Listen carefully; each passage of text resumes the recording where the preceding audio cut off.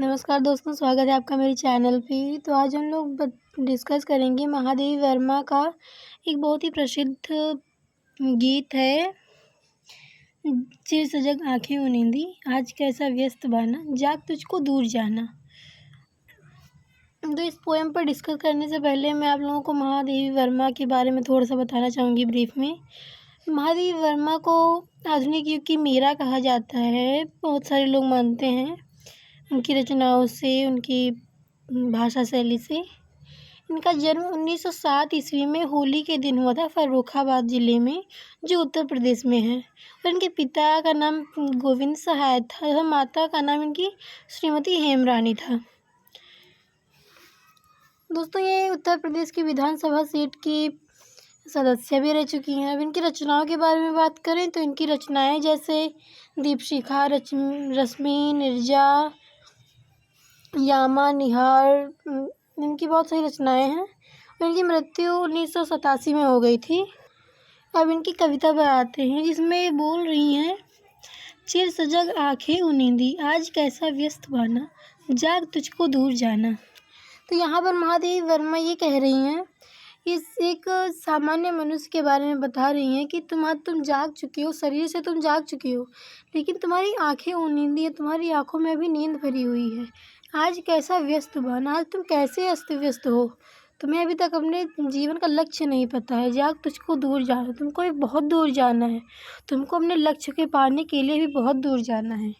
फिर कह रही हैं, अचल हिमगिरी के हृदय में आज चाहे कंप होले, या प्रलय की आंसुओं में मौन अलसित व्योम रोले। अभी उन बाधाओं को,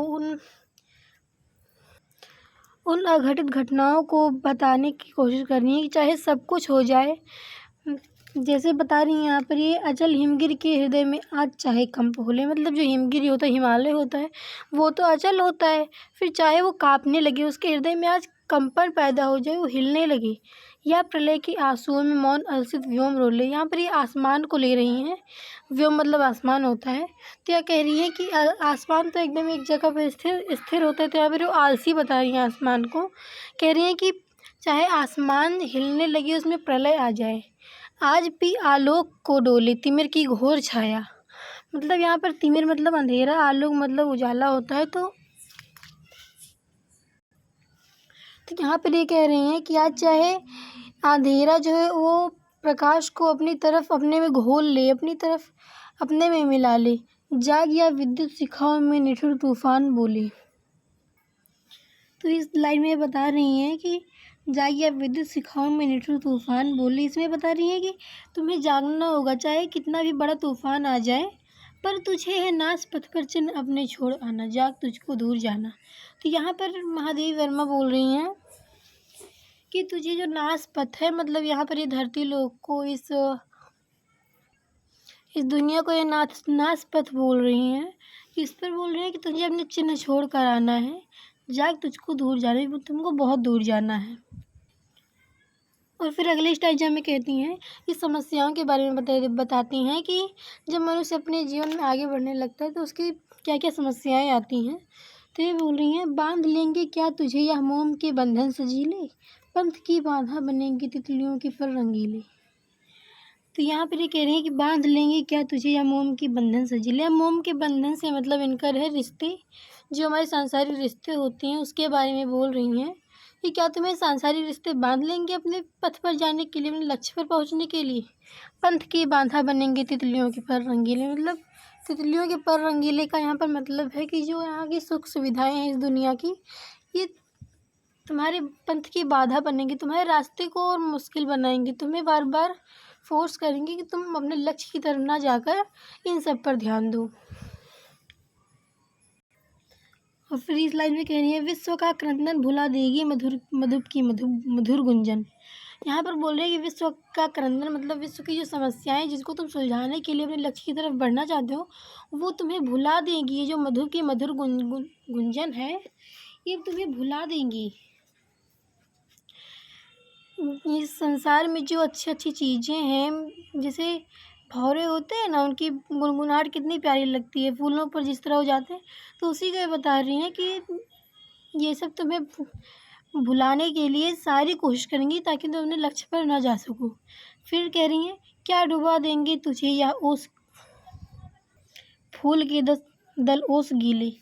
फिर ये बोल रही हैं कि क्या जो जो फूलों में छोटे छोटे ओस होते हैं ना, ओस के कण, क्या वो तुझे डुबा नहीं सकते हैं तुम्हें। तू न अपनी चाह को अपने लिए कारा बनाना।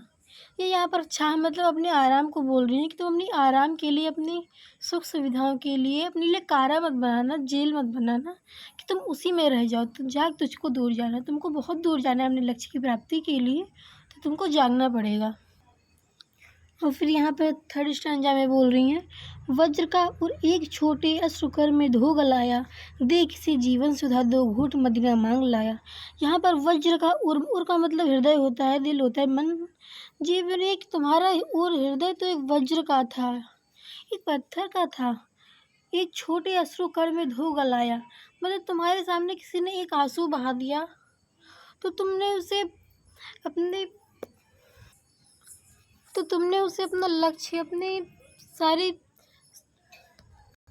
ख्वाहिशें छोड़कर तुमने एक अश्रुकण के लिए अपने वज्र से हृदय को तुम गला नहीं सकते हो।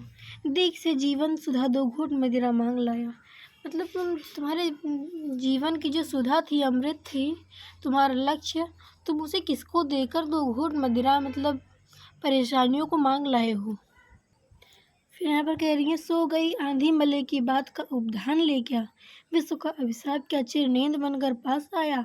सो गई आंधी मले की मतलब तुम्हारे अंदर जो एक परिवर्तन करने की आग थी, तुम जो परिवर्तन करना चाहते हो, कि किसी की बात से किसी ने तुमको कुछ कह दिया तो उससे तुम सो तो नहीं गए हो, तुम्हारे अंदर का जो जज्बा था वो मर तो नहीं गया। विश्व का अभिशाप क्या चिर नींद बनकर पास आया मतलब जो विश्व का अभिशाप है, जो सब लोग बुरा भला कहते हैं, कोई भी आगे बढ़ना चाहता है तो उसकी लोग निंदा करते हैं, तो तुम्हारी चिर नींद बनकर पास तो नहीं आ गया तुम्हारे। अमर सुध चाहता क्यों वो मृत्यु को उर में बसाना। यहाँ अमरता सुध का मतलब है तुम अमर हो। जैसा कि हम सब जानते हैं, कोई भी इंसान अमर नहीं होता है, लेकिन बहुत सारे इंसान अमर भी हो गए हैं। जैसे महात्मा गांधी है, जैसे मेरे कितने सारे क्रांतिकारी हैं, वो अमर हो गए हैं। वो अभी तक है नहीं, जिंदा नहीं है, पर वो अपने कामों से अमर हो गए हैं। तो ये वही कह रही हैं कि अमरता से चाहता क्यों मृत्यु को उर में बसाना। तुम क्यों अपने मृत्यु क्यों अपने दिल में बसाना चाहते हो, अपने नसीब में लाना चाहते हो। जाग, तुझको दूर जाना, तुझको ही बहुत दूर जाना है, तुम्हें जागना पड़ेगा। और फिर यहाँ पर लास्ट स्टैंजा में बोल रही हैं, कहना ठंडी सांस में अब वह भूल जलती कहानी। कह रही हैं कि अब तुम एक ठंडी सांस लेकर वह जलती कहानी मत भूलना। जब तुम्हारे लोग बुराइयां कर देते हो तुम उसको भूल नहीं सकते। तुम्हारे ऊपर जो परेशानियां थी तुम उसको भूल नहीं सकते। आग हो उर में तभी दृग में सजेगा आज पानी। मतलब ये कह रही है, उर का मतलब यहाँ पर हृदय ही है। तो कह रही है अगर तुम्हारे दिल में एक आग होगी, एक ललक होगी, लगन होगी, तभी तुम्हारी आँखों में एक आग जलेगी, तूफान आएगा, तुम्हें कुछ परिवर्तन करना है। हार भी तेरी बनेगी, माने नहीं जाएगी पताका। तो यहाँ पर कह रही है कि अगर तुम कोशिश करते करते हार भी जाओगे तब भी लोग तुम्हारी जयकार करेंगे, लेकिन अगर तुम कोशिश ही नहीं करोगे तो तुम्हारी कोई कदर नहीं करेगा। तो इसलिए यहाँ पर कह रही है कि अगर तुम कोशिश करते हुए हार भी गए तो तुम्हारी जय होगी, सब लोग तुम्हारी तारीफ करेंगे। फिर यहाँ कह रही है, राख क्षणिक पतंग की है, अमर दीपक की निशानी। मतलब जब दीपक जलता है ना तो अपने खुद अंधेरे में रहता है, लेकिन चारों तरफ रोशनी फैला जाता है। तो उसी तरह महादेवी वर्मा बोल रही है तुझे अंगार सैया पर मृदुल कलियाँ बिछाना। यहाँ पर अंगार सैया को एक दुनिया के हिसाब से ले सकते हैं, जिसमें जो बुराइयाँ फैली हुई हैं उसको हम बोल रही हैं अंगार सैया पर मृदुल कलियाँ बिछाना। तो यहाँ पर बोल रही हैं कि तुमको यहाँ पर एक मृदुल कलियाँ बिछानी है, सुख शांति लानी है। जाग, तुझको दूर जाना है, तुमको बहुत दूर जाना है, तुम्हें जागना पड़ेगा। तो इस वीडियो में बस इतना ही। मिलेंगे अपनी अगली वीडियो में किसी नए टॉपिक के साथ।